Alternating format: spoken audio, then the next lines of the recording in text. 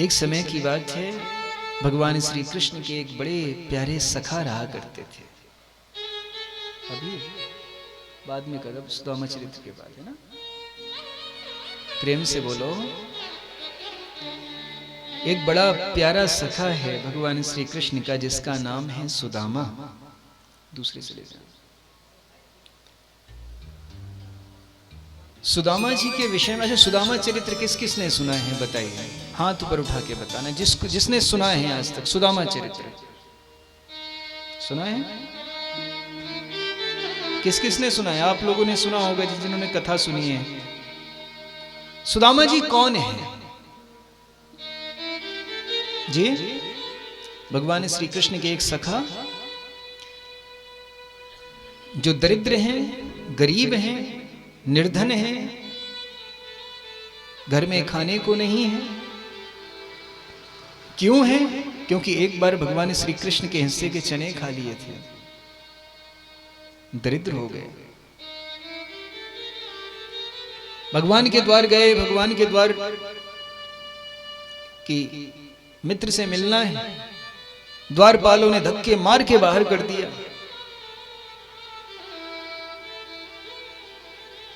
भगवान श्री कृष्ण ने 3 मुट्ठी तंदूलों के कारण उनको संपूर्ण राज्य दे दिया, संपूर्ण सृष्टि का सुख प्रदान कर दिया, है ना? यही सुना है? गलत सुना है,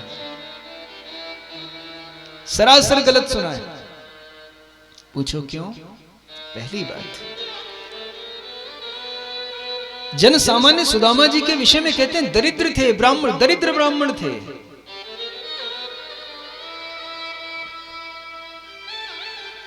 अरे सुदामा जैसा संत, सुदामा जैसा विरक्त, सुदामा जैसा प्रशांतात्मा, सुदामा जैसा मित्र इस संसार में ना दूसरा कोई हुआ है और ना कभी होगा। सुदामा जी, पहली बात तो नाम में ही जिसके सु लगा हो, सुदामा। क्या अर्थ है सुदामा का? सु अच्छा, दामा जामा, ये जो वस्त्र पहने, शरीर जो आपका है, इनकी इंद्रियां जिसकी अच्छी हों वही सुदामा है।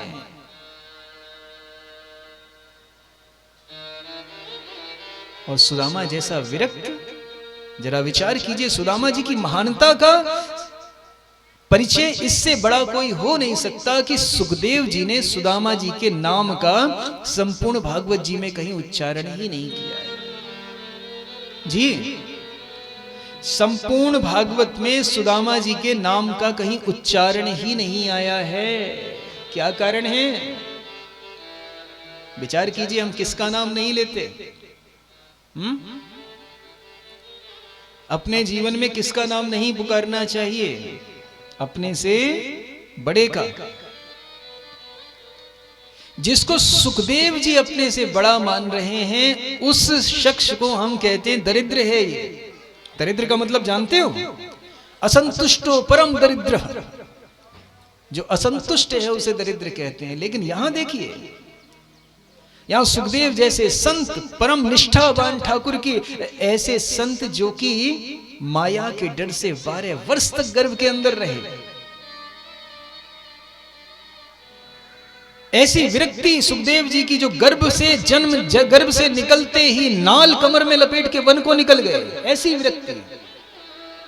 और ऐसी विरक्ति का भाव रखने वाले सुखदेव जब किसी सुदामा का नाम नहीं लेते हैं, उनके नाम का उच्चारण करने में संकोच करते हैं, तो विचार कीजिए उस सुदामा का कितना बड़ा, कितना ऊंचा स्थान होगा।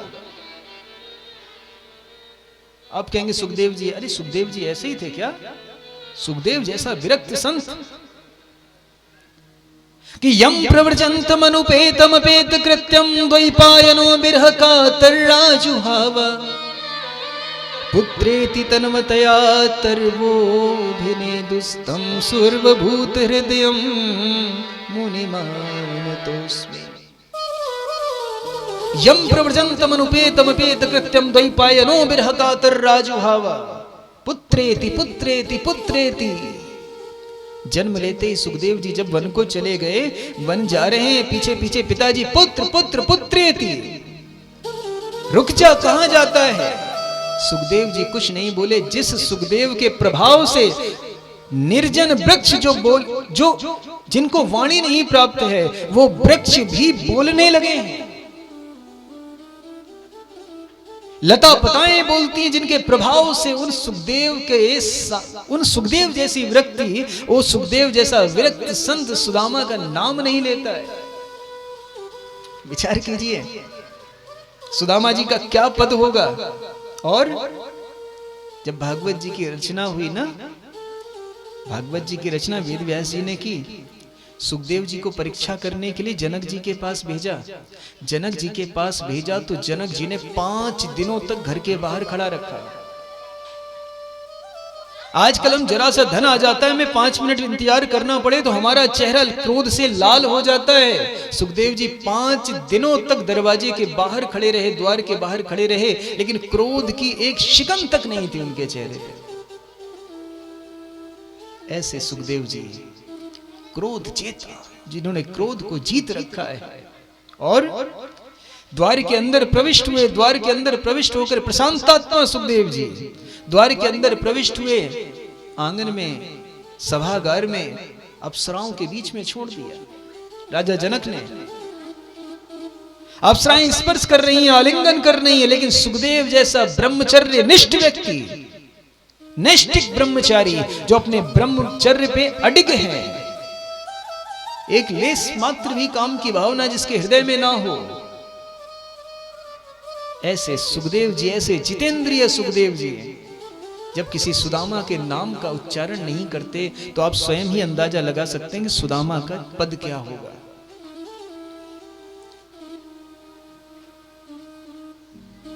कि कृष्ण स्यासीद सखा कश्चिद ब्राह्मणो ब्रह्मवित्तमा। क्या कहते हैं? सुखदेव जी ने नाम नहीं लिया, नाम ना लेकर के कहते हैं कि एक कृष्ण का सखा था। कि कृष्ण स्यासीद सखा कश्चिद ब्राह्मणो ब्रह्मवित्तमा विरक्त इंद्रियार्थेषु प्रशांतात्मा जितेंद्रिय। लिखते हैं कृष्ण का एक सखा था। कैसा सखा? ब्राह्मणों ब्रह्मवित्तमा, जो ब्रह्म को जानता था ऐसा सखा। हम कहते हैं ब्राह्मण जाति में जन्म ले ले तो पूजने, ना, ब्राह्मण किसे कहते हैं? ब्रह्म जानती थी ब्राह्मण। जो ब्रह्म को जानता है, जो ब्रह्म को समझता है, उसे वास्तविक ब्राह्मण कहते हैं। जिसका आज हमने क्या कहा था, संत एक आचरण है, तो ब्राह्मणत्व भी एक आचरण है। केवल जाति भर में जन्म लेने से ब्राह्मण ब्राह्मण नहीं हो जाता है। लेकिन आजकल के तथाकथित ब्राह्मण एक ही चौपाई को पकड़ के पूजिए विप्र सकल गुणहीना शूद्रना गुणगण वेद प्रवीणा, समाज में असंतुलन पैदा करते हैं। ये गलत है। ब्राह्मण, जब सुदामा जी के, एक बात बताइए, जब सुदामा जी को लिखना था ब्राह्मण ब्रह्मवित्तमा, क्यों लिखा ब्रह्मवित्तमा? अरे ब्राह्मण भी तो लिख सकते थे। लिखा ब्रह्मवित्तमा क्योंकि कहना चाहते हैं कि ब्राह्मण, सच्चा ब्राह्मण वही होता है जो ब्रह्म को जानने का प्रयास करे, उसी को वास्तविक ब्राह्मण कहते हैं। विरक्त इंद्रियार्थेषु, विरक्ति है जिसके हृदय में, जो सिर्फ इंद्रियों को तृप्त हो जाए, ये पेट में केवल उतना अन्न पहुंच जाए कि ये चलता रहे, जो खाने के लिए नहीं जीता, जो जीने के लिए खाता हो। प्रशांतात्मा, जो हर परिस्थिति में प्रसन्न रहता हो, सुख क्या दुख क्या उसे फर्क नहीं पड़ता। याद रखना, ये सुख दुख सिर्फ हमारी सोच का ही फर्क है। जो हर परिस्थिति में प्रसन्न रहता है और जितेंद्रिय है, जिसका वश अपनी इंद्रियों पे है, ना कि वो इंद्रियों के वश में है। ऐसे हैं सुदामा जी। सुदामा जी के विषय में एक चरित्र आता है, संतों के मुख से सुना दास ने। लोगों ने कहा कि, अच्छा लोगों ने क्या कहा? लोगों ने जो टीवी में देख लिया बस वही सुना दिया। कहते हैं कि कृष्ण के हिस्से के चने खा लिए सुदामा ने, इसलिए दरिद्र हो गए। कैसी मूर्खतापूर्ण बात है। जो इतना संतुष्ट ब्राह्मण है कि जिस अवस्था में रह रहा है उसी अवस्था में स्वयं की अवस्था को स्वीकार करने वाला ब्राह्मण, वो कृष्ण के चने कैसे खा सकता है? एक समय की बात है, एक बुढ़िया सुबह से लेकर शाम तक भीख मांग रही थी, भीख नहीं मिली। शाम के समय किसी साहूकार ने आकर के उसे एक चने की पोटली दे दी। ये संतों के मुख से कथा सुनने में मिलती है। एक पोटली दे दी, चने की पोटली। उस बुढ़िया ने सोचा कि रात्रि आज तो निकली गई, रात कट जाएगी, कल सुबह पता नहीं मिले ना मिले, कल सुबह पाएंगे। रख दिए चने। रात्रि में चोर आए, चोरों ने आकर वो चने की पोटली उठाई, समझा इसके अंदर हीरे होंगे, उसको चुरा कर ले गए। सैनिक पीछे लगे तो संदीपनी मुनि आश्रम में छुप गए, गुरु आश्रम में छुपे। प्रातः हो गई छुपे छुपे। प्रातः खोल करके देखा, उजाले में तो चने थे। अपनी किस्मत को पीटते हुए चने वहीं छोड़ के चले गए। वही पोटली अगले दिन जब सुदामा और कृष्ण जा रहे थे वन में, तो गुरु मां ने वही पोटली उठा करके सुदामा जी के हाथों रख दी। इधर उस बुढ़िया को पता चला कि मेरे चने चोरी कर गए, कोई कर गया, तो उसने मन ही मन संकल्प कर लिया कि मेरी मेहनत की कमाई जो कोई खाएगा वो अपने जीवन भर दरिद्र रहेगा। श्रापित हो गए चने। सुदामा जी के हाथ में जैसे ही चने आए, सुदामा जी आत्मज्ञानी थे, बचपन से आत्मज्ञानी थे। हाथ याद रखना, अन्न जिस प्रकार का होता है उस अन्न का भाव आपको महसूस हो जाएगा तुरंत ही जब आप उसको हाथ में लेते हैं। तो यदि आपके अंदर जरा सा विवेक है ना, तो अन्न को हाथ में लेते ही आपको उसका भाव समझ में आ जाएगा कि किस भाव से भोजन बनाया गया है। सुदामा जी को समझ में आ गया कि ये चने दूषित हैं, शापित चने हैं, लेकिन मित्र के साथ चल दिए वन में। अब पूरे दिन मित्र ये संशय में थे कि आखिर इस चनों का करूं क्या, फेंक सकता नहीं क्योंकि अन्न है। अगर मैं खाने बैठा, मैं पाने बैठा, तो मेरा मित्र कृष्ण ये भी साथ में पाएगा, और मैं बिल्कुल बर्दाश्त नहीं कर सकता कि मेरा मित्र दरिद्र हो जाए। सुदामा जैसा मित्र। हम सुदामा के विषय में कहते हैं कि कृष्ण का अधिकार खा लिया। नाना, अरे कृष्ण जैसा, सुदामा जैसा मित्र जिसके मन में सदैव ये भावना रही कि मुझे कष्ट मिले तो मिले, लेकिन मित्र को कभी कष्ट नहीं होना चाहिए। और संयोग बस देखो, कहते हैं ना, जब आप कोई हृदय से प्रार्थना करते हैं तो भगवान भी आपका साथ देते हैं। वही हुआ, वर्षा होने लगी। वर्षा हुई, सुदामा जी ने सोचा मौका अच्छा है, सारे चने स्वयं खा लिए। क्यों? क्योंकि कृष्ण को न दरिद्रता है, कृष्ण के हिस्से की भी यदि दरिद्रता है, मेरा मित्र है, इसलिए वो दरिद्रता मैं स्वीकार कर लूं। जी, चने खा करके चल दिए।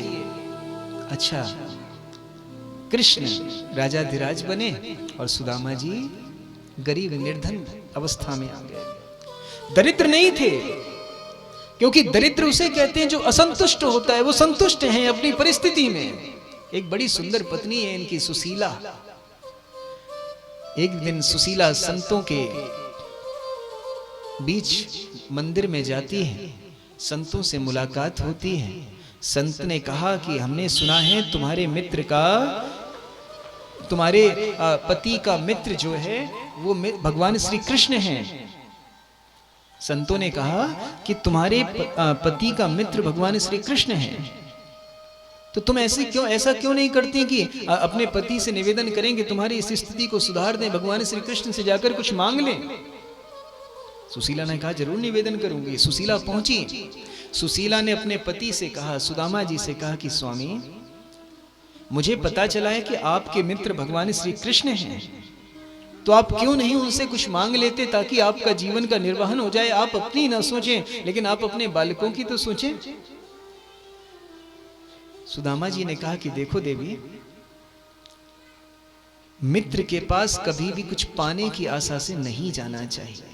जी, याद रखना, एक सच्चा मित्र वो होता है जो कभी भी मित्र से कुछ पाने की लालसा न रखे। एक सच्चा मित्र वो होता है जो कभी किसी मित्र से पाने की लालसा न रखे। स्वार्थ की मित्रता तो बहुत है। आजकल की स्थिति क्या है, अगर आप धन दे रहे हैं तो आपकी मित्रता है, जिस दिन आपने धन के लिए मना कर दिया उसी दिन से आपकी मित्रता समाप्त। ये गलत है। एक सच्चा मित्र वही है जो कभी कुछ पाने की लालसा ना करे, लेकिन एक सच्चा मित्र वो भी होता है जो मित्र की परिस्थिति को बिना सुने बिना पूछे ही सब कुछ जान ले और जो भी उसका सामर्थ्य है उसकी यथासंभव मदद कर दे। एक सच्चे मित्र की पहचान है, बिन मांगे सब दे दे, वो सच्चा मित्र है। और कभी कुछ मांगने की आशा ना करे, वो सच्चा मित्र है। सुदामा जी ने कहा मैं नहीं जा सकता। अरे आप कुछ मांगने ना सही, लेकिन कम से कम मिलने ही चले जाओ। आप याद करते रहते हो, नाम जपते रहते हो, लेकिन कृष्ण से मिल तो आइए, आखिर उनको भी आपकी याद आती होगी। सुदामा जी ने कहा ये बात आपकी मुझे समझ में आ गई, मैं जरूर जाऊंगा। तैयारी बनाने लगे सुदामा जी। तैयारी बनाई तो सुशीला ने कहा कि मेरा एक संदेशा पहुंचा देना। देखो, सुशीला जैसी समझदार पत्नी यदि हर घर में हो जाए ना, तो हर घर स्वर्ग जैसा सुंदर हो जाएगा। सत्य कहता हूं माताओं, सुशीला सी समझदार पत्नी कितनी समझदार, कहती है एक मेरा संदेशा पहुंचा देना। क्या? कि एक माख दो पाख में दो एकादशी होए, और मेरे घर गोपाल जू नित्य एकादशी होए। मेरे घर गोपाल जो नित्य एकादशी होए, ऐसा भाव सुशीला ने सुना दिया। और सुदामा जी को 5 घरों से मांग कर अलग अलग चावल एक फटे हुए कपड़े को सिल कर उसकी पोटली बना के दे दिए। जरा विचार करो, सुदामा जैसा भक्त, क्या उनके घर इतने भी चावल नहीं थे कि वो एक पोटली चावल इकट्ठे कर सकें? प्रेम से बोलो, नहीं। सुशीला जानती थी कि मेरे पति कितने शर्मीले हैं, और इस शर्मीलापन इतना प्रगाढ़ है कि अपने मित्र से कभी भी कुछ मांगेंगे नहीं। इसलिए उन्होंने 5 घरों से अलग अलग चावल एक पोटली में बांध दिए कि संकेत कृष्ण तक पहुंच जाएगा। कृष्ण अवश्य समझेंगे कि मेरे मित्र की परिस्थितियां क्या हैं। सुदामा जी को वो पोटली लेकर के और भेज दिया। सुदामा जी चल दिए भगवान श्री कृष्ण से मिलने। चलते चलते चलते चलते रास्ते में एक नदी के बीच पहुंचे, एक नदी के किनारे पहुंचे। पता नहीं था कृष्ण कहां मिलेंगे, लेकिन सुना था कि दक्षिण पश्चिम की तरफ जाने से कृष्ण से मुलाकात हो जाएगी। उसी रास्ते पर चल दिए। रास्ते में एक नदी मिल जाती है। उस नदी को देख करके आज सुदामा अपनी हिम्मत खो बैठते हैं। मन ही मन प्रार्थना करते हैं कि प्रभु मैं तो आपसे मिलने की इच्छा लेकर आया था, लेकिन अब कहां जाऊं मैं? ये नदी कैसे पार करूं? मुझे तो तैरना भी नहीं आता, इतनी गहरी नदी में कैसे पार करूं? याद रखना, हमारे जीवन में भी ऐसी नदियां आती हैं, और वास्तविकता में भव सागर एक नदी है जिसको पार करना आपके बस की बात नहीं है। जब बस की बात ना हो, हम अक्सर कहा करते हैं कि चिंता उस चीज की करो जिस पर आपका वश चले।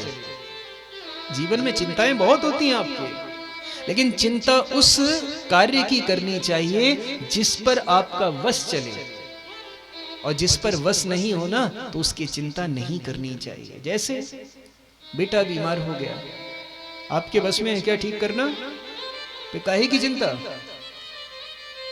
डॉक्टर करेगा, ईश्वर करेगा, जो उनको करना है वो करेंगे, तो फिर हम चिंता काहे की करें? धन कमाना आपके बस में है, लेकिन देखो कर्म करना आपके बस में है, लेकिन कर्म का फल कितना मिलेगा ये आपके बस में नहीं है। तो फिर उस फल की चिंता क्यों करना? तो इसलिए जीवन में हमेशा याद रखिए कि चिंता उस विषय की करो जिस पर आपका जोर चलता हो। उस विषय की चिंता में मत डूबो, बल्कि चिंतन करो। जिस वस्तु पर या जिस कार्य पर आपका जोर न चले उसकी चिंता नहीं, उसका चिंतन करना चाहिए। प्रेम से बोलो, चिंतन क्या करें कि हे ठाकुर, इस परिस्थिति में आपने डाला है तो आप ही निकालो, और बड़े भाव से प्रार्थना किया करो कि नैया है मझधार, श्याम इसे पार लगा जाओ। दूसरे से रहेंगे। आ जाओ प्रभु आ जाओ, अब मुझको धीर बंधा जाओ। कौन कौन बुलाना चाहता है? दोनों हाथ ऊपर उठा के एक बार पुकारेंगे। आ जाओ प्रभु आ जाओ, मुझको धीर बंधा जाओ।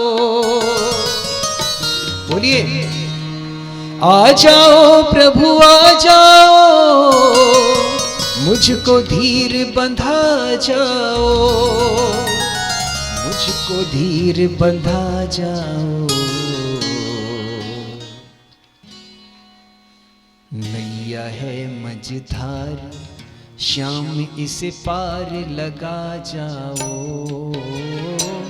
ओ मेरे सरकार दयालु, जल्दी आ जाओ। श्याम ओ मेरे सरकार दयालु, जल्दी आ जाओ। नैया है मझधार, शाम इस पार लगा जाओ। ओ मेरे सरकार दयालु, जल्दी आ जाओ। श्याम ओ मेरे सरकार दयालु, जल्दी आ जाओ।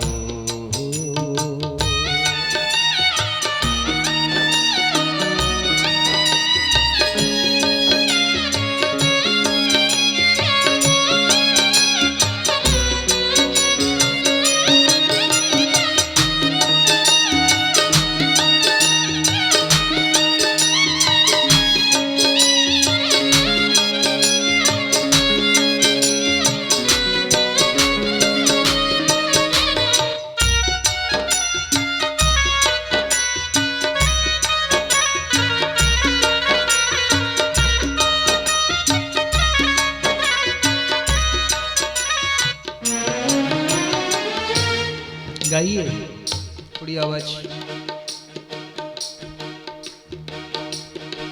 नैया है मझधार, शाम इसे पार लगा जाओ। ओ मेरे सरकार दयालु, जल्दी आ जाओ। श्याम ओ मेरे सरकार दयालु, जल्दी आ जाओ। और क्या कहना है? नैया मेरी डूब रही है, केवट बैठा है चुपचाप। नैया मेरी डूब रही है, केवट बैठा है चुपचाप। नैया मेरी डूब रही है, केवट बैठा है चुपचाप। नैया मेरी डूब रही है, केवट बैठा है चुपचाप। मेरी बर्बादी की लीला कैसे देख रहे हो आप? मेरी बर्बादी की लीला कैसे देख रहे हो आप? कैसे देख रहे हो आप? क्यों करते इनकार? हो क्यों करते इनकार? मुझे इतना बता जाओ। ओ मेरे सरकार दयालु, जल्दी आ जाओ। श्याम ओ मेरे सरकार दयालु, जल्दी आ जाओ। नैया है मझधार,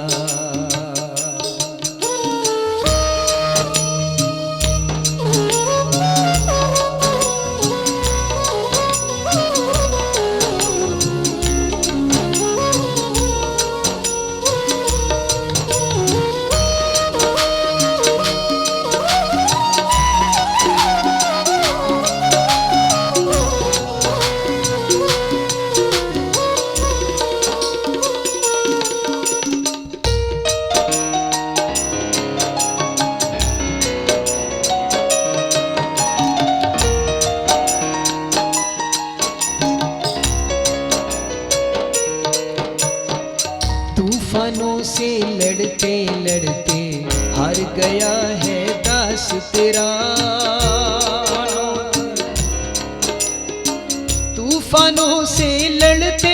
लड़ते हार गया है दास तेरा। तुझ पर दारमदार प्रभु अब टूटे ना विश्वास मेरा। तूफानों से लड़ते लड़ते हार गया है दास तेरा। तुझ पर दारमदार प्रभु अब टूटे ना विश्वास मेरा, टूटे ना विश्वास मेरा। तालियां, मीठी मीठी तालियां। अब संभालो पतवार, अब संभालो पतवार प्रभु मुझे धीर बंधा जाओ। ओ मेरे सरकार दयालु जल्दी आ जाओ। श्याम ओ मेरे सरकार दयालु जल्दी आ जाओ प्रभु आ जाओ। अब मुझको धीर बंधा जाओ। आ जाओ प्रभु आ जाओ। अब मुझको धीर बंधा जाओ। मुझको धीर बंधा जाओ। नैया है मझधार श्याम तुम इसे बचा जाओ। ओ मेरे सरकार दयालु जल्दी आ जाओ। श्याम ओ मेरे सरकार दयालु जल्दी आ जाओ।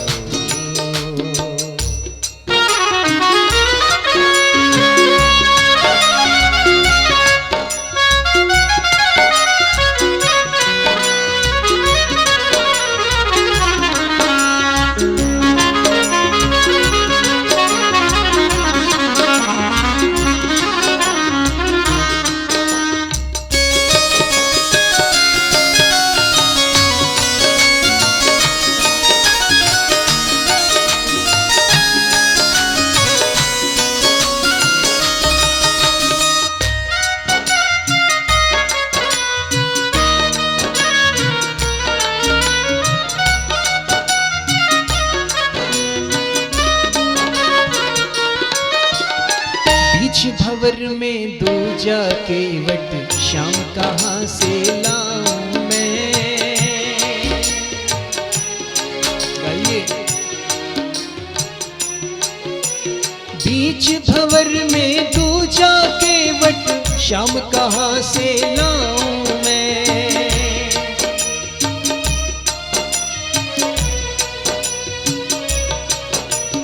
बीच भंवर में दूजा केवट श्याम कहाँ से लाऊं मैं।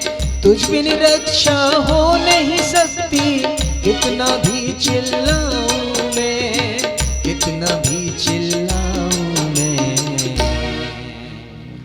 तेरा ही आधार हो,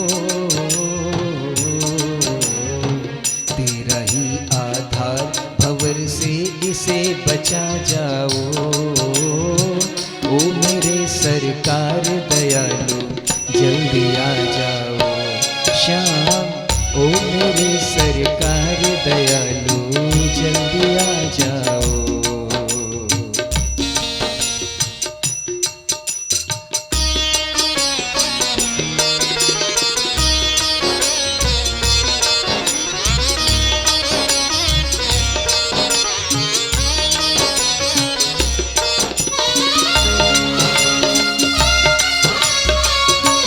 बोले वृंदावन बिहारी लाल की।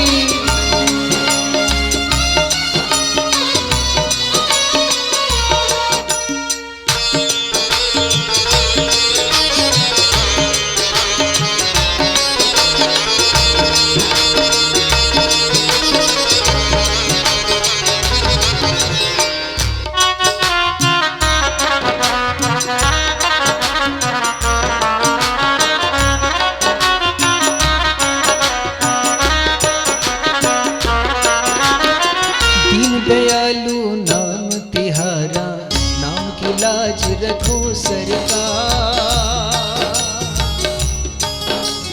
दीन दयालु नाम तिहारा, नाम की लाज रखो सरकार। थोड़ी सी कर कृपा कर दो, हो जाएगा बेड़ा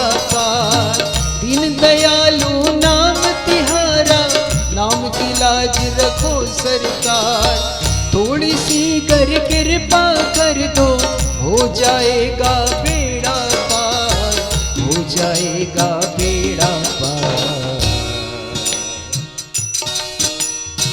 दास है लाचार हो,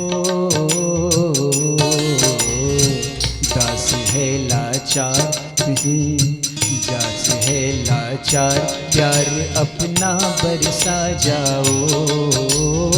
ओ मेरे सरकार दयालु जल्दी आ जाओ श्याम, ओ मेरे सरकार दयालु जल्दी आ जाओ। नैया है मझधार श्याम इस पार लगा जाओ। ओ मेरे सरकार दयालु जल्दी आ जाओ श्याम, ओ मेरे सरकार दयालु जल्दी आ जाओ।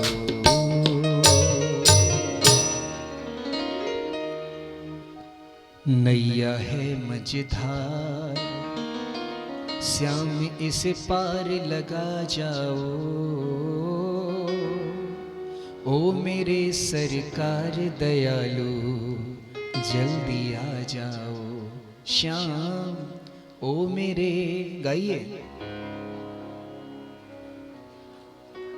आ जाओ प्रभु आ जाओ, अब मुझको धीर बंधा जाओ। आ जाओ,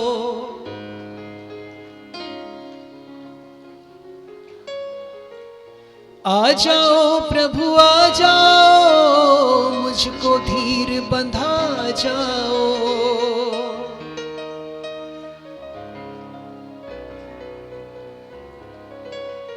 मुझको धीर बंधा जाओ।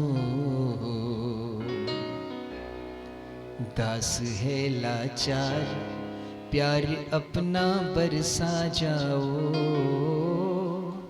ओ मेरे सरकार दयालु जल्दी आ जाओ श्याम, ओ मेरे सरकार दयालु जल्दी आ जाओ।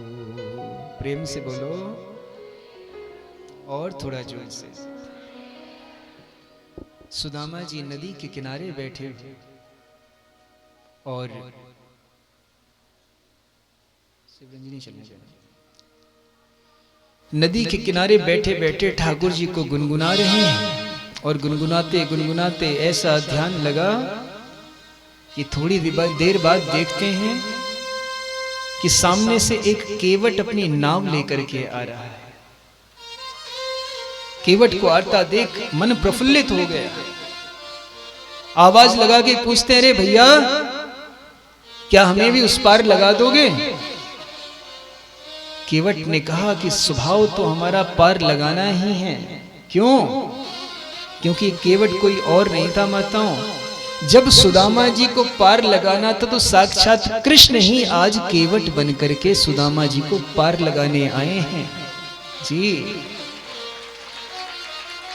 अन्य भक्तों के लिए गुरुजनों को भेजते हैं, अन्य भक्तों के लिए संतों को भेजा करते हैं, लेकिन सुदामा जैसा भक्त जो जितेंद्रिय है, प्रशांतात्मा है, ऐसे गुणों से सजे हुए भक्त को भगवान श्री कृष्ण स्वयं ही पार लगाने आते हैं।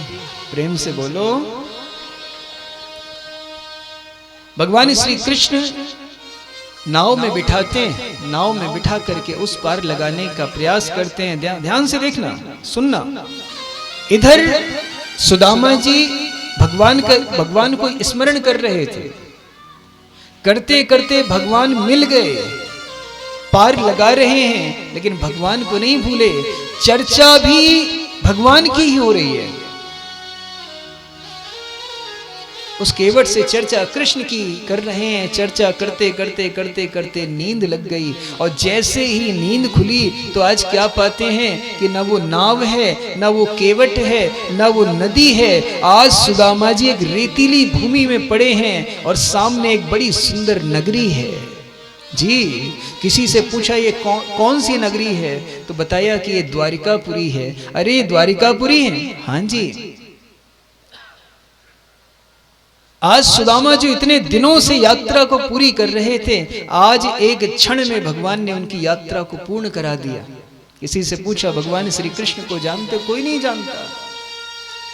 परिचय हुआ, द्वारिकाधीश का परिचय पूछा तो बताया कि वो सामने जो स्वर्ण का महल दिखाई देता है वही कृष्ण का महल है। सामने लक्ष्य दिखाई दिया, सुदामा जी अपने पैरों की बुवाइयों को भूल गए, दौड़ पड़े कृष्ण से मिलने को। द्वार पर पहुंचते हैं, 2 द्वारपालों से मुलाकात हुई। किसी ने कहा था कि धक्के मार के भगा दिया था सुदामा जी को, सुदामा दूर गिरे जाके। सच बताऊं माताओं, ये पाखंडी लोग धर्म को इसी तरह कलंकित करते हैं। उनको ये भान नहीं कि बोल क्या रहे हैं, जरा विचार कीजिए। ब्राह्मणों को भगवान ने मुख मासीदा कहा है, ब्राह्मणों मुख मासीद। ब्राह्मणों को अपना मुख बताया है भगवान ने। इको थोड़ा कम कर दो हल्का सा इसमें। भगवान ने ब्राह्मणों को अपना मुख बताया है और कहते हैं ब्राह्मणों के मुख से मैं भोजन ग्रहण करता हूं। जिन ब्राह्मणों के लिए भगवान ने रण छोड़ दिया, जरा विचार कीजिए, आज उस ब्राह्मण का अपमान भगवान के दरबार में कैसे हो सकता है। एक और बात, ये द्वारपाल कौन है? थोड़ी सी आवाज बढ़ा देना। ये द्वारपाल कौन है? ये द्वारपाल कोई और नहीं है, द्वारपाल जय और विजय हैं। कौन से जय विजय? जिन्होंने सनकादिक मुनियों का अपमान किया तो श्राप में ये हिरण्यकशिपु और हिरण्याक्ष बन गए थे। ये वही द्वारपाल हैं। तो जरा विचार कीजिए कि वो द्वारपाल कैसे ऐसी गलती कर सकते हैं। ऐसा नहीं हुआ था कि उन्होंने धक्का मार के दूर भगा दिया था। अरे जो करुणा निधान है, साक्षात करुणा के अवतार भगवान श्री नारायण, उनके दरबार में किसी संत या किसी ब्राह्मण का अपमान तो हो ही नहीं सकता। एक द्वारपाल वहीं रुका रहा स्वागत के लिए और एक द्वारपाल पहुंच गया भगवान श्री कृष्ण के पास। अभी फिर भाग गए। प्रेम से बोलो, हर्ष कहां है ये भैया? बुलाओ इन्हें। प्रभु इनका इको डाल दो हल्का सा। अब आपकी जरूरत पड़ेगी ना आगे, तो थोड़ा सा रुके रहा करो। प्रेम से बोलो। एक द्वारपाल भगवान श्री कृष्ण के पास पहुंचा। भगवान श्री कृष्ण इस समय दोपहर का समय था, भोजन कर रहे थे। बाहर तपती हुई धूप थी। कहते हैं भोजन की थाली छोड़नी नहीं चाहिए। भगवान श्री कृष्ण भोजन पा रहे थे। भोजन पाते पाते अचानक से वो द्वारपाल पहुंचा। द्वारपाल ने कहा प्रभु मुझे क्षमा करें, मुझसे बहुत बड़ी भूल हुई, मुझे आना तो नहीं चाहिए था, लेकिन बाहर की जो स्थिति देखी उससे मैं रोक नहीं पाया खुद को। क्या है? कि शीस पगा न झगा तन पे। हे प्रभु, कि एक ब्राह्मण बाहर खड़ा है और उसकी स्थिति ऐसी है कि शीस पगा न झगा तन पे, प्रभु जाने को आही बस्यो के ही ग्रामा। एक ब्राह्मण बाहर खड़ा है जिसके बदन पे कपड़ा नहीं है, जिसके सिर पर पगड़ी नहीं है, नंगे पैर आया है और पता नहीं किस ग्राम से आया है। ठीक से अपना नाम भी उच्चारण नहीं कर पा रहा, इतना थक चुका है। कि शीस पगा न झगा तन पे, प्रभु जाने को आही बस्यो के ही ग्रामा। और धोती पटी सिलटी दुपटी, अरुपाय उपानह की नहीं सामा। धोती फटी हुई है, बदन पे कपड़ा नहीं है। ऐसी स्थिति है कि उस दुर्बल ब्राह्मण का स्वरूप देख करके मेरा हृदय द्रवित हो रहा है। कि द्वार खड़ो द्विज दुर्बल एक, रहो चकिसो वसुधा अभिरामा। एक दुर्बल ब्राह्मण बाहर खड़ा है और चारों तरफ निहार रहा है। कि द्वार खड़ो द्विज दुर्बल एक, रहो चकिसो वसुधा अभिरामा। पूछ पूछत दीन दयाल को नाम, आपका नाम पूछ रहा है कि पूछत दीन दयाल को नाम, बतावत आपनो नाम सुदामा। जैसे ही भगवान श्री कृष्ण ने सुना कि कोई सुदामा नाम का ब्राह्मण खड़ा है बाहर द्वार पर, अपने सखा की याद आ गई कृष्ण को। सारी छवियां उनके मस्तक पटल पर स्मरण में आने लगी। दौड़ पड़े, उसी क्षण थाली छोड़ दी और थाली छोड़ करके भगवान दौड़ पड़े। किसी ने कहा रे अंगवस्त्र तो ओढ़ लो। भगवान कहते हैं तुमने सुना नहीं कि मेरा मित्र बाहर बिना अंग वस्त्र के खड़ा है, धूप तपती हुई धूप में खड़ा है, और मैं उसका मित्र होकर के यहाँ उसके अपने अंग वस्त्र को ओढ़ने का इंतजार करूं? ना ना, मुझसे नहीं होगा। दौड़ पड़े। किसी ने कहा जरा खड़ाऊ तो पहन लो। भगवान ने कहा तुमने सुना नहीं, नंगे पैर खड़ा है, दुर्बल मेरा मित्र खड़ा है, और मैं उससे मिलने के लिए इतना भी इंतजार कर लूं कि खड़ाऊ पहन सकूं? ना ना, मुझसे नहीं होगा। दौड़ पड़े कृष्ण, दौड़े दौड़े पहुंचे बाहर, देखा सामने सुदामा खड़े हैं। सुदामा का स्वरूप देख करके आज भाव विभोर हो गए कृष्ण। दौड़ के जाकर उनको गले से लगा लिया। बड़ा सुंदर भाव। दोनों मित्र एक दूसरे को देख करके विलाप करते हैं। काफी समय तक विलाप करते रहे। भगवान श्री कृष्ण आज सुदामा जी को अपने कक्ष में लाए। राजसभा जहां राज सिंहासन लगता है वहां लाए। भगवान श्री कृष्ण कहते हैं बैठो, तो सुदामा जी नीचे बैठने लगे, क्योंकि स्वभाव वही है ना, भगवान के सामने कहीं ऊपर नहीं बैठ सकते, नीचे बैठने लगे। तो आज भगवान श्री कृष्ण ने सुदामा जी को हाथों से पकड़ के अपने सिंहासन पर बिठा दिया है। जरा विचार कीजिए, जिस सिंहासन पर बैठने के लिए लोग तरसते हैं, अरे सिंहासन की छोड़िए, सिंहासन पे बैठने वाले के चरणों में बैठने को लोग तरसते हैं। आज वो द्वारिकाधीश, वो नारायण आज सुदामा जी को अपने सिंहासन पर बिठा रहे हैं। क्यों? क्योंकि सुदामा जी का भाव इतना प्रबल और इतना शुद्ध है। सुदामा जी को बिठाया सिंहासन पर, आदेश दिया कि जाओ मेरे मित्र के पैरों का धोवन करना है, चरण धोने हैं, जाकर जल लेकर आओ। रुक्मणी जी दौड़ी दौड़ी गई जल लेकर लेने। इधर भगवान श्री कृष्ण ने अपने हाथों में जब सुदामा जी के चरण पकड़े, तो आज ठाकुर के हाथों में सुदामा के चरण भी चुभने लगे। क्यों? क्योंकि विवाहियां इतनी फटी हैं। उन विवाहियों को देख करके आज भगवान श्री कृष्ण से रहा नहीं गया कि देख सुदामा की दीन दशा, करुणा करके करुणा निधि रोए।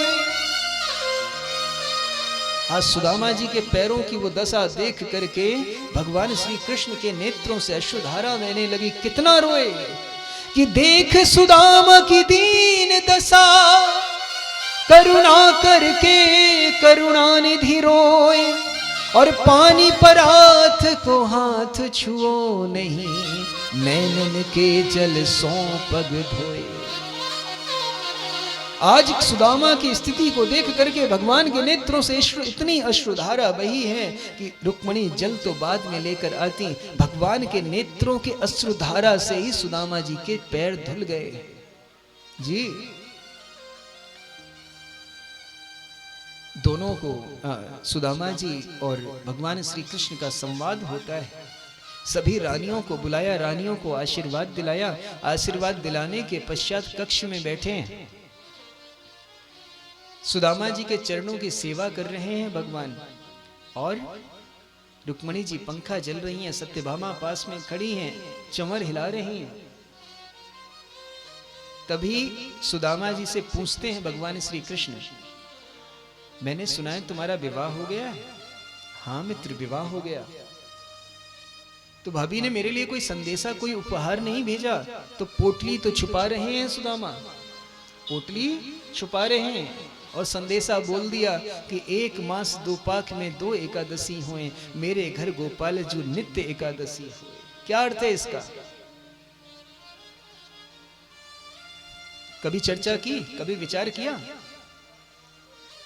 लोग कहते हैं सुशीला ये बताना चाहती थी कि मेरे घर में प्रतिदिन एकादशी होती है, अर्थात प्रतिदिन भूखे रहते हैं। हे गोपाल जी, लोग तो महीने में 2 दिन भूखा रहा करते हैं, लेकिन मेरे घर प्रतिदिन एकादशी होती है, प्रतिदिन हम लोग भूखे रहते हैं। लेकिन ये गलत भावना है। सुशीला देखिए, जिसका पति इतना संतुष्ट हो ना, पत्नी भी उतना ही प्रभाव पत्नी पे भी रहता है। सुशीला असंतुष्ट नहीं थी। सुशीला ये नहीं कहना चाहती थी कि मेरे घर में गरीबी है। सुशीला ने बड़ा सुंदर संकेत का, जरा विचार कीजिए, एकादशी क्यों रखते हैं? एकादशी भूखा रहने के लिए रखते हो क्या? और एकादशी शब्द ही क्यों रखा?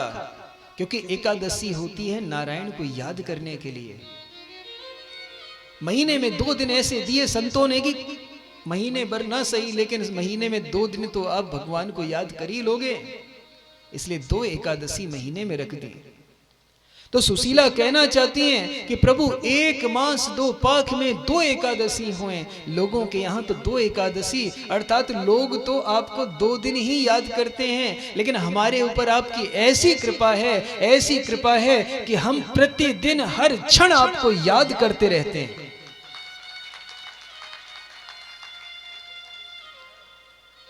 प्रतिदिन आपकी याद सताती है। कृष्ण, आप अपने इस मित्र पर कृपा करें, हम पर कृपा करें, अपनी शरणागति प्रदान करें। भगवान ने छीन करके सुदामा जी से तंदूलों की पोटली ली, 2 मुट्ठी खाई, 2 मुट्ठी में संपूर्ण सृष्टि के साम्राज्य का सुख दे दिया। तीसरी मुट्ठी लेने वाले थे, रानियों ने रोक लिया, सभी रानियों को प्रसाद बांटा, सबने अपने अपने अनुसार आशीर्वचन दे दिया। 2 दिन सुदामा रुके हैं, 2 दिन के बाद जाने लगे। क्यों? क्योंकि 2 दिन से ज्यादा मित्र के यहाँ कभी रुकना नहीं चाहिए। सुदामा जाते हैं तो कृष्ण ने कहा कि मेरा एक संदेशा भाभी को कह देना। क्या? कि 1 मास 2 पाख में 2 एकादशी होए, और मेरे घर गोपाल जू नित्य एकादशी हो। ये भाव सुशीला का।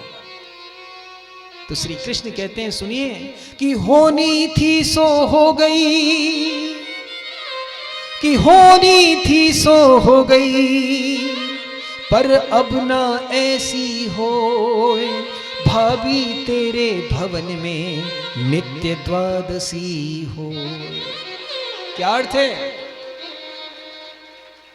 अब ये द्वादशी कहां से आ गई?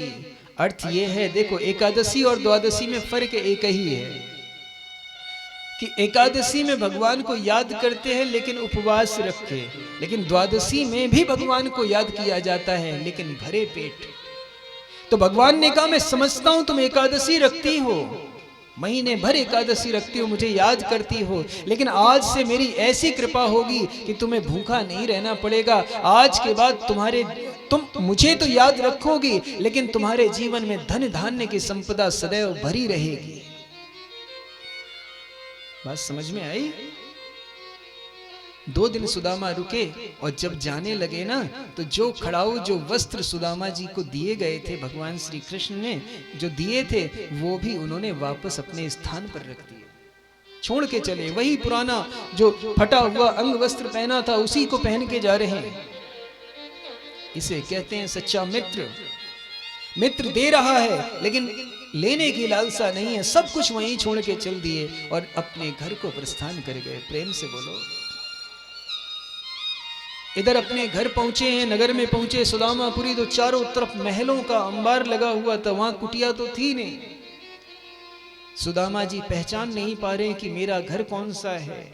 एक महल के सामने पहुंचे तो वहां द्वारपाल खड़े हैं। द्वारपालों के मध्य से उनकी सुशीला दौड़ी चली आ रही है, अपने पति का स्वागत किया। और सुदामा जी जो झोंपड़ी में रहा करते थे, 2 तंदूलों के दान मात्र से, भगवान श्री कृष्ण को 2 तंदूलों के दान मात्र से आज राजाओं की तरह अपना जीवन निर्वहन करते रहे। प्रेम से बोलो। तो याद रखना, अगर आप जीवन यापन करते हुए कृष्ण को भूल जाते हैं तो फिर दरिद्रता घर कर जाएगी। लेकिन यदि कृष्ण को नहीं भूलते तो एक ना एक दिन ऐसा जरूर आएगा जिस दिन आपके पास संपूर्ण धन और सुविधाएं होंगी। बस शर्त यही है कि परिस्थिति कोई भी हो, ठाकुर को नहीं भूलना है। प्रेम से बोलो, कर से कर्म करो बदिनाना, मन राख्यो जहां कृपा निधाना। अपने हाथों से अपने कर्मों को करते चलिए, जो आपके कर्तव्य है उनका निर्वहन करते चलिए और ठाकुर जी के नाम का स्मरण करते चलिए। प्रेम से बोलो।